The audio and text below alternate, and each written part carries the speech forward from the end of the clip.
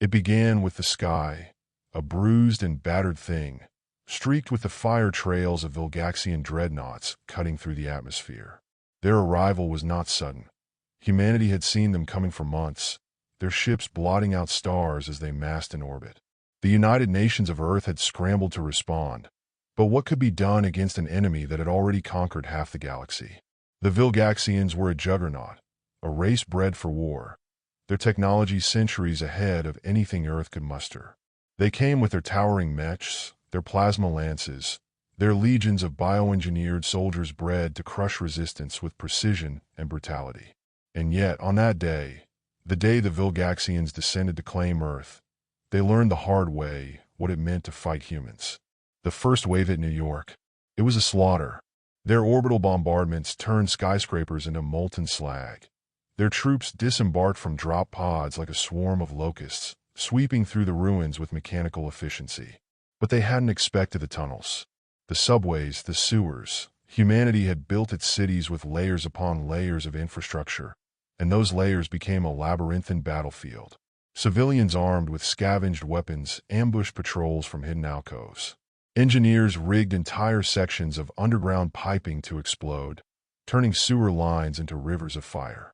The Vilgaxians were used to fighting on open plains or in sterile urban environments where resistance was crushed in minutes. They weren't prepared for the chaos of human ingenuity.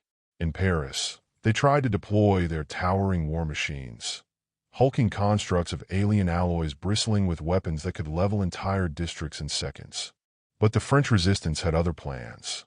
They lured the machines onto narrow streets lined with ancient buildings, where their size became a liability. Homemade EMP devices, cobbled together from microwave ovens and car batteries, fried their circuits. When the machines faltered, teams of climbers swarmed them like ants on a carcass, prying open panels and jamming explosives into their exposed innards.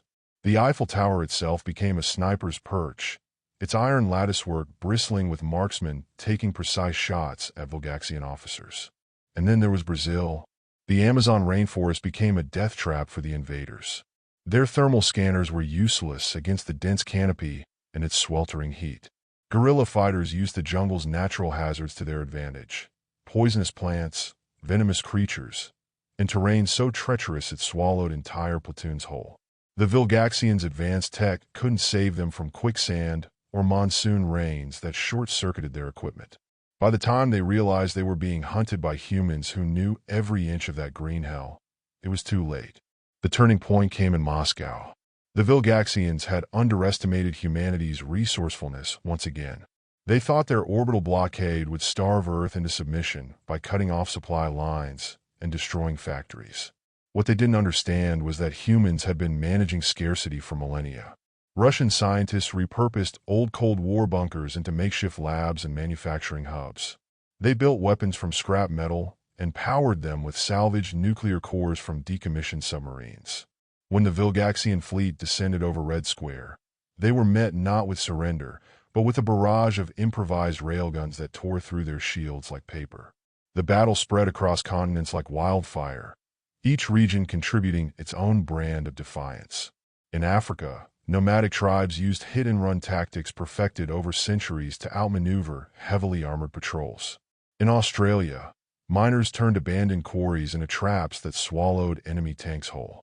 In Canada's frozen tundra, indigenous hunters led invaders into blizzards so fierce even their advanced thermal suits couldn't keep them alive. But it wasn't just tactics or terrain that turned the tide. It was humanity's sheer audacity. The Vilgaxians couldn't comprehend it at first. Why these primitive creatures refused to bow when every other species they conquered had surrendered without resistance.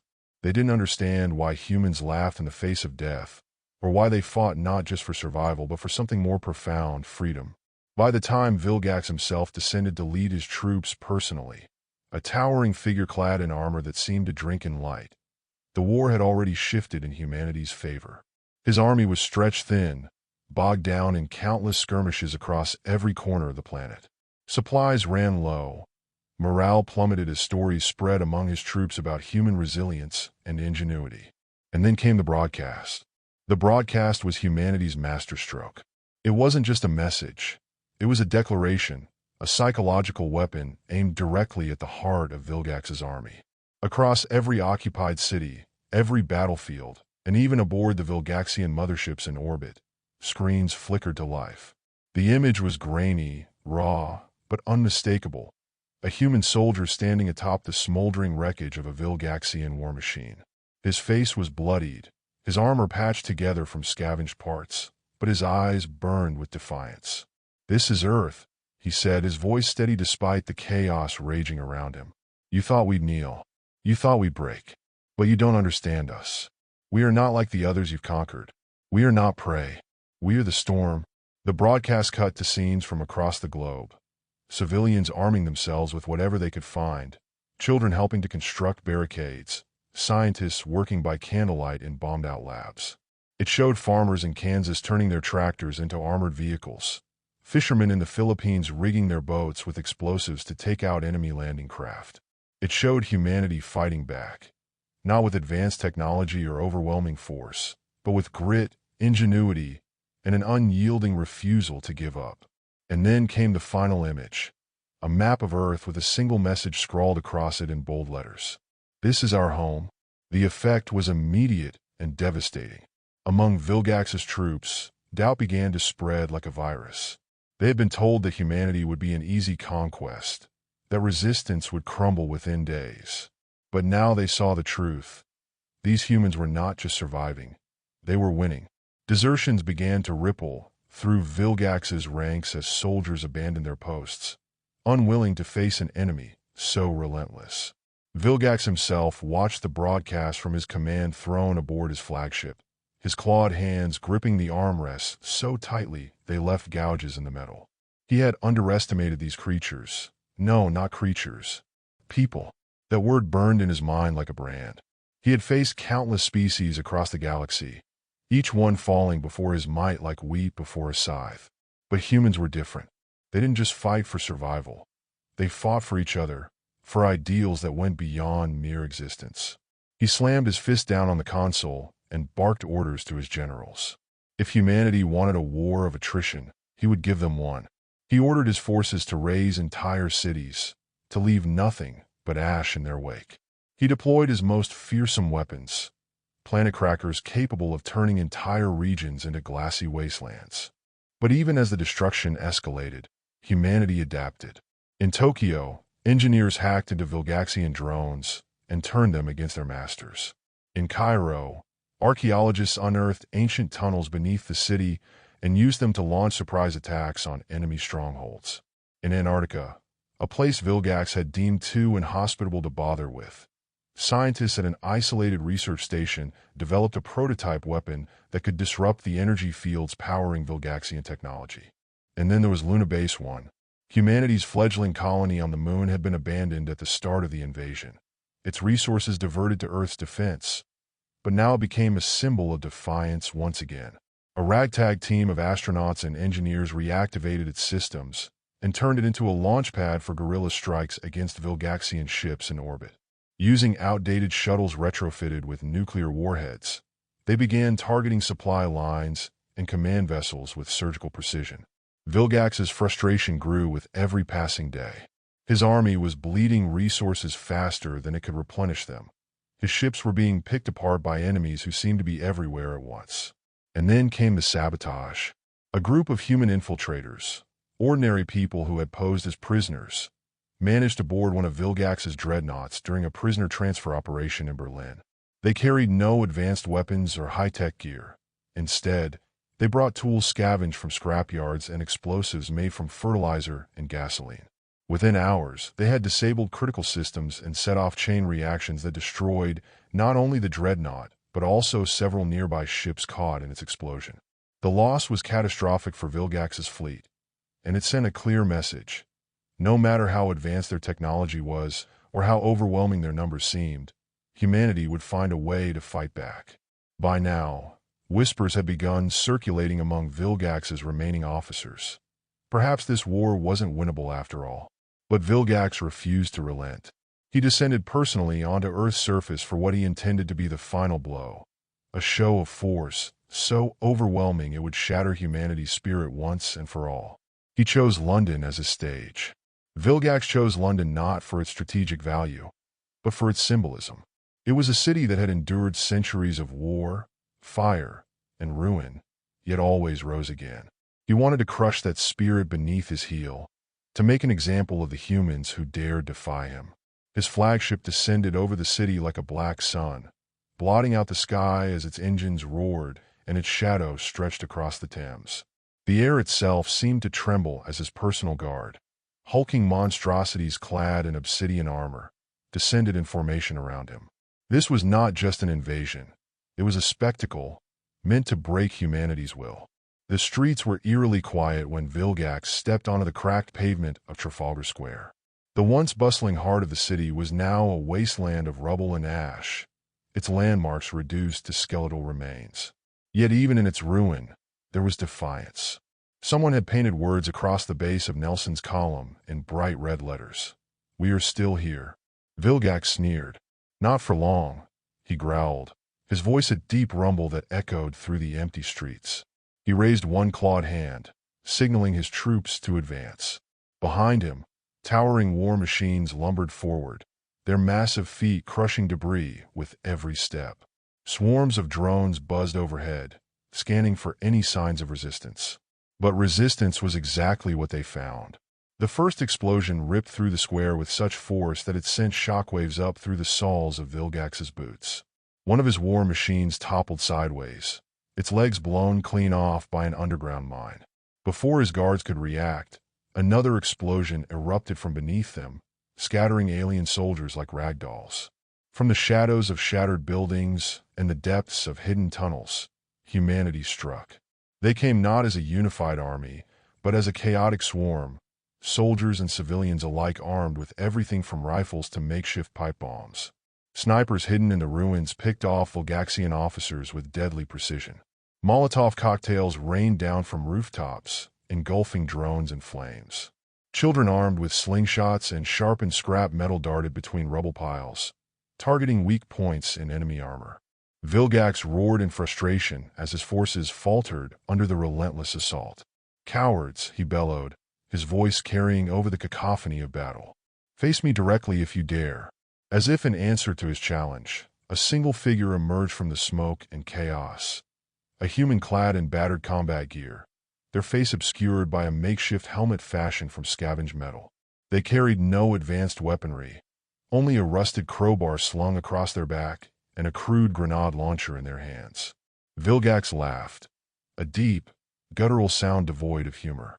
"Is this your champion?" he mocked, spreading his arms wide as if inviting an attack. "A primitive wielding scraps? You insult me." The figure said nothing. Instead, they raised the grenade launcher and fired, not at Vilgax himself, but at one of the towering drones behind him. The projectile struck its target with pinpoint accuracy, detonating in a burst of fire and shrapnel that sent the machine crashing to the ground. Vilgax's sneer vanished as he realized what was happening. This wasn't just an ambush, it was a trap. From every direction came more explosions as hidden charges detonated beneath Vilgax's forces. Entire squads were swallowed by collapsing streets as tunnels caved in beneath them. The war machines that had once seemed invincible were brought low by carefully placed mines and improvised explosives. And then came the EMP. It was fired from what remained of Big Ben's clock tower, a pulse so powerful it turned night into day for a brief moment before plunging everything into darkness. Vilgax's advanced technology faltered instantly. Drones fell from the sky like dead birds, their lights flickering out as they crashed into buildings or exploded on impact. His soldiers' energy weapons sputtered uselessly in their hands. But humanity had no such reliance on technology. Their weapons were crude but effective, bullets and blades that needed no power source to function. Vilgax roared again, this time in rage rather than mockery. He activated his personal shield generator, a shimmering barrier of energy that surrounded him like an impenetrable cocoon, and charged toward the human figure who had dared challenge him. The figure didn't flinch. They waited until Vilgax was nearly upon them, before leaping aside with agility that belied their bulky armor. As Vilgax's claws tore through empty air where they had stood moments before, they swung their crowbar with all their strength at one of the exposed joints in his armor. The impact wasn't enough to harm him, but it was enough to disrupt his balance for a split second. And that was all they needed. From behind Vilgax came another figure, this one wielding what looked like a javelin tipped with glowing blue light. One of the experimental energy disruptors developed in Antarctica. They drove it into Vilgax's back with such force that even his shield couldn't fully absorb the blow. He staggered forward with an enraged howl, but before he could recover, more humans swarmed him from every direction like ants, overwhelming a predator far larger than themselves. They weren't trying to kill him outright. They knew better than to think they could overpower him directly. Instead, they aimed for his pride, for his invincibility, for his legend. By the time Vilgax finally managed to throw off his attackers and stand tall once more amidst the carnage, he realized too late what had happened. His army was gone, decimated or scattered, and he stood alone against an enemy whose strength lay not in numbers or technology, but in sheer determination. And then came the voice, broadcast once again across every remaining screen on Earth and aboard every Vilgaxian ship still orbiting above. "You wanted our planet," it said simply. "Now you'll see what it costs." For the first time in his long and bloody career, Vilgax felt fear. Vilgax's legacy, once a towering monument of fear and domination, began to crumble the moment his defeat became inevitable. The broadcast of his humiliation in London spread like wildfire, not just across Earth, but through the galactic networks that humanity had hacked into during the war. For centuries, Vilgax had been a name whispered in terror across countless worlds, a symbol of unstoppable conquest. But now, those same worlds saw something they had never imagined. Vilgax brought low by the very species he had dismissed as primitive. The psychological impact was devastating. Across the galaxy, resistance movements that had long been crushed into submission began to rise again. On planets where Vilgax's rule had been absolute, statues of the warlord were toppled, his banners burned. His empire, built on fear and subjugation, was fracturing as his remaining generals scrambled to maintain control. But on Earth, the battle was far from over. Vilgax stood in the ruins of London, battered but unbroken, his towering frame silhouetted against the burning skyline. Around him lay the remnants of his personal guard, their armor shattered and their weapons useless. The humans who had swarmed him moments ago had retreated into the shadows, regrouping for another strike. He could feel their eyes on him, watching from the rubble like predators circling wounded prey. "I will not fall to you," he growled, his voice a guttural snarl that echoed through the empty streets. "I am Vilgax, conqueror of galaxies, destroyer of worlds. You are nothing but insects." As if in response, a single figure emerged from the smoke. A young woman clad in scavenged armor, her face streaked with dirt and blood. She carried no weapon, only a tattered flag bearing Earth's insignia. She planted it firmly in the ground between them and stared up at him with unflinching defiance. "You're not a conqueror," she said, her voice steady despite the quaver of exhaustion. "You're just a bully who finally picked on someone who could fight back." Vilgax roared in fury and charged at her, his claws tearing through the air with enough force to shatter concrete. But before he could reach her, another explosion erupted beneath his feet, a hidden mine detonating with surgical precision. The blast sent him sprawling backward, his armor cracked and smoking. From every direction came more humans, soldiers and civilians alike, armed with whatever they could find. They attacked not as individuals but as a coordinated force, exploiting every weakness they had discovered during the long months of war. They aimed for his joints, his exposed circuitry, his damaged armor. They moved like a single organism, each action feeding into the next. For the first time in his long and bloody career, Vilgax felt something he had never known before: helplessness. But even as his body faltered under their relentless assault, his mind burned with rage and desperation. He activated every remaining weapon in his arsenal: plasma cannons mounted on his shoulders, energy blades extending from his gauntlets. But it wasn't enough. The humans were too many, too determined. And then came the final blow. A team of engineers had rigged one of Vilgax's own war machines, a massive walker that had been disabled earlier in the battle, with enough explosives to level a city block. They drove it directly toward him and detonated it at point-blank range. The explosion was blinding, a searing flash of light that turned night into day for a brief moment before plunging everything back into darkness. When the smoke cleared, Vilgax was still standing, but barely. His armor was in tatters, his once imposing frame hunched and broken. He fell to one knee, gasping for breath as blood, thick and dark, dripped from countless wounds. Around him stood humanity's defenders, scarred and battered but victorious. They didn't cheer or celebrate. They simply watched as their greatest enemy knelt before them. "You've lost," said the young woman with the flag as she stepped forward again. Her voice was quiet but firm. "It's over." Vilgax raised his head to glare at her with eyes that still burned with hatred. "You think this changes anything?" he spat. "I am eternal. My name will live on long after your pitiful species has turned to dust." "No," she replied calmly. "Your name will be forgotten. Just another tyrant who thought they could break us and failed."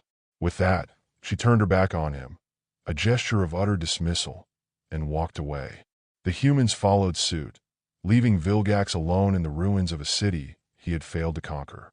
In the days that followed, news of Vilgax's defeat spread across the galaxy like wildfire.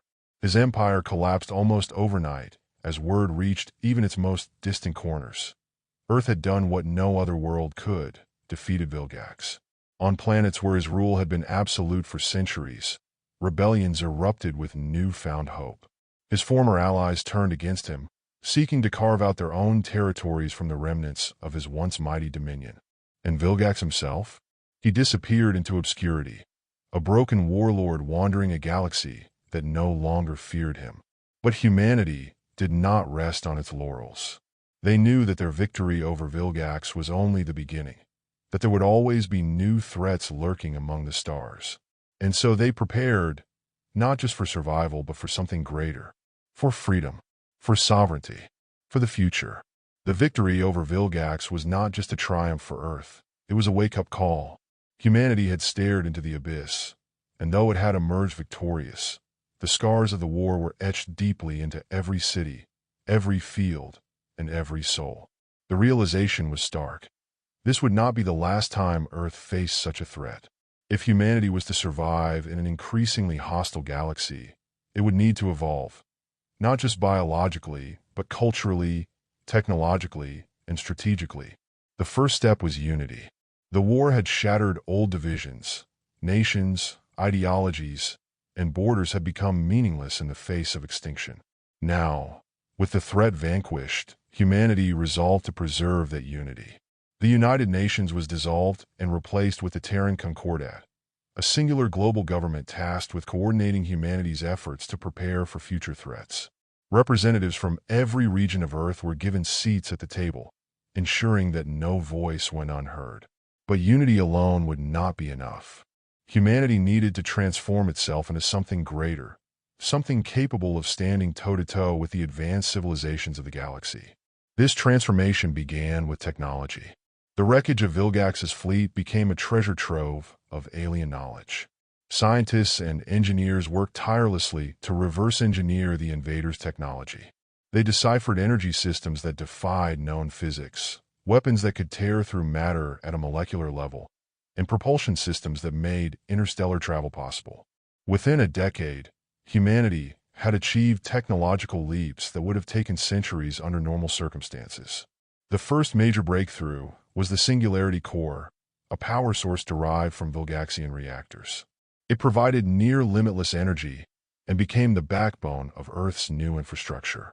Cities were rebuilt using nanotechnology powered by these cores, transforming once-ruined metropolises into gleaming hubs of innovation. Spacecraft equipped with Singularity cores were constructed in orbiting shipyards, each vessel a testament to humanity's newfound ambition. But technology alone could not guarantee survival. Humanity also needed to adapt biologically. The war had revealed the fragility of the human body when faced with advanced alien weaponry and environments beyond Earth's atmosphere. Geneticists began exploring ways to enhance human resilience through controlled evolution. The result was Project Homo Australis, the creation of a new subspecies of humanity designed for life among the stars. These starborn possessed enhanced immune systems capable of neutralizing alien pathogens, denser bone structures to withstand low-gravity environments, and augmented neural pathways that allowed them to interface directly with machines. Though controversial at first, the project gained widespread acceptance as more humans volunteered for genetic augmentation.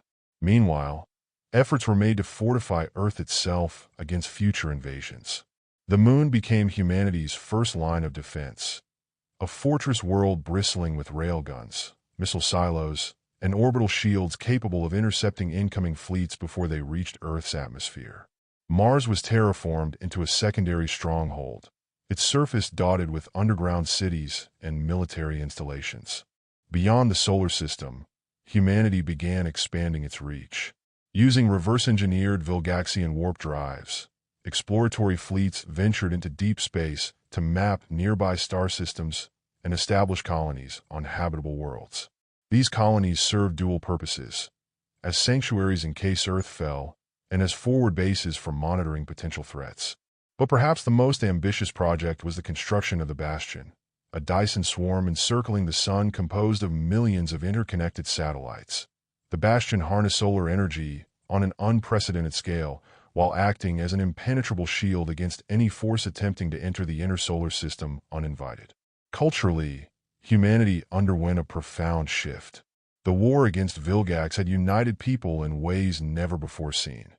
Now that unity became a cornerstone of Terran identity. Education systems were overhauled to emphasize scientific literacy, critical thinking, and cooperation over competition. Art and literature celebrated resilience and exploration, inspiring generations to look outward toward the stars rather than inward toward petty conflicts. However, this rapid evolution came at a cost. Not everyone embraced the changes willingly. Some clung to old ways of life or resisted genetic augmentation on ethical or religious grounds. These dissenters formed isolated communities on Earth's surface or fled to unregulated colonies in distant star systems where they could live according to their own beliefs. Despite these challenges, progress marched on relentlessly. By the time humanity celebrated its centennial anniversary since Vilgax's defeat, it had transformed into something unrecognizable from its former self. A species no longer bound by its homeworld, but instead thriving across dozens of star systems. Yet even as humanity expanded outward into the cosmos, it remained vigilant against new threats. The Terran Concordat established an intelligence network known as the Watchers, tasked with monitoring alien civilizations across the galaxy for signs of hostility or expansionism. Using quantum communication relays and stealth probes equipped with cloaking technology derived from Vilgaxian designs, the Watchers ensured that no potential adversary could approach undetected. And then there was the Vanguard, a fleet composed entirely of starborn soldiers trained from birth for one purpose: defending humanity at all costs. Each Vanguard operative was equipped with cutting-edge exosuits capable of surviving in any environment and wielding weapons so advanced they bordered on science fiction. Despite these preparations, or perhaps because of them, humanity began earning a reputation among other galactic civilizations as a force not to be trifled with. Some alien species sought alliances out of respect or fear. Others watched from afar with growing unease as this once primitive race rose rapidly through the ranks of interstellar power dynamics. But there were whispers too, rumors carried across light years by traders and diplomats, that not all species viewed humanity's ascent favorably. In distant corners of the galaxy where shadows loomed long over dying stars, plans were being made by those who saw Earth not as an equal, but as an anomaly, a threat that needed to be extinguished before it grew too powerful. And so humanity stood at a crossroads, no longer prey, but not yet predator, no longer bound by fear, but not yet free from danger.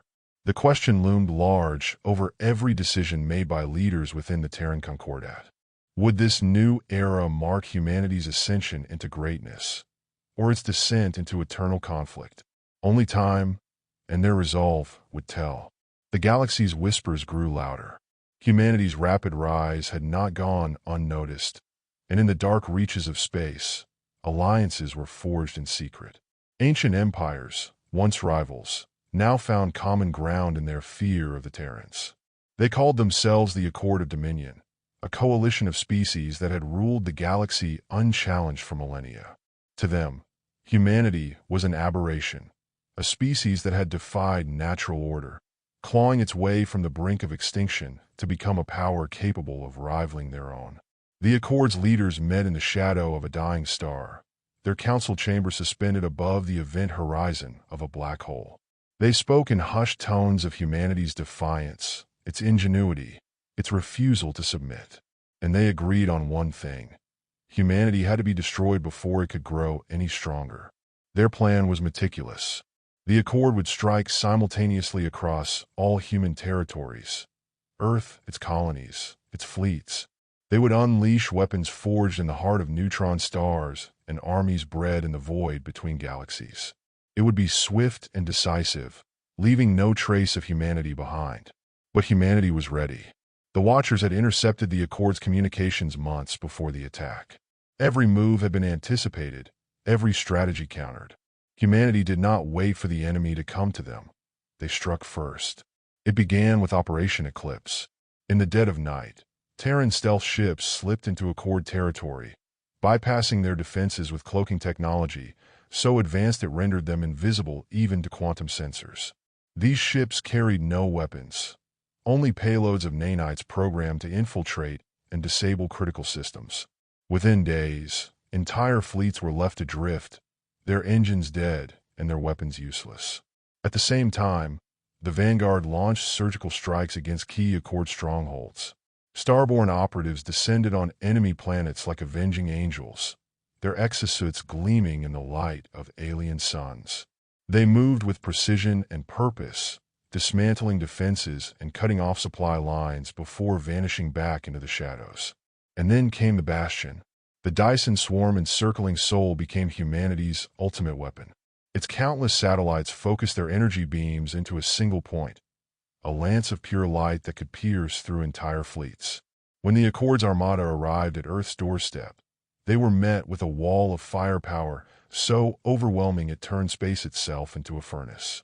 But humanity didn't stop there. For every Accord fleet destroyed, Terran forces pushed deeper into enemy territory. They didn't just defend, they conquered.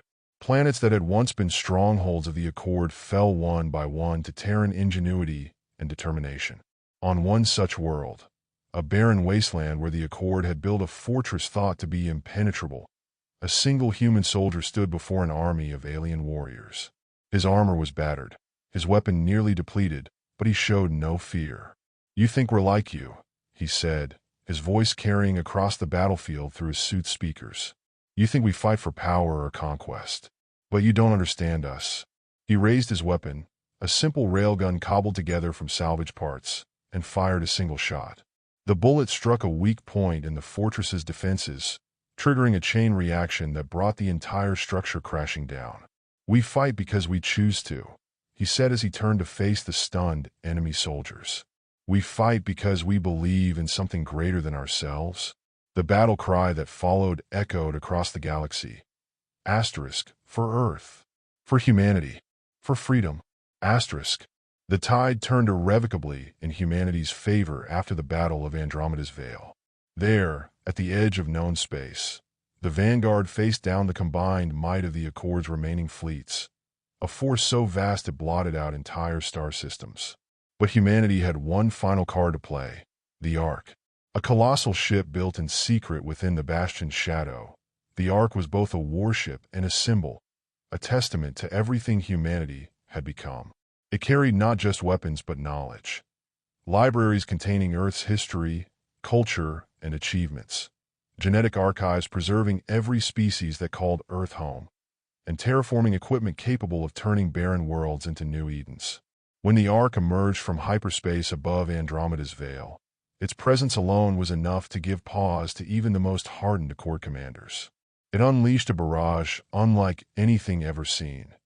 Planet crackers repurposed as precision weapons that dismantled enemy fleets with surgical efficiency.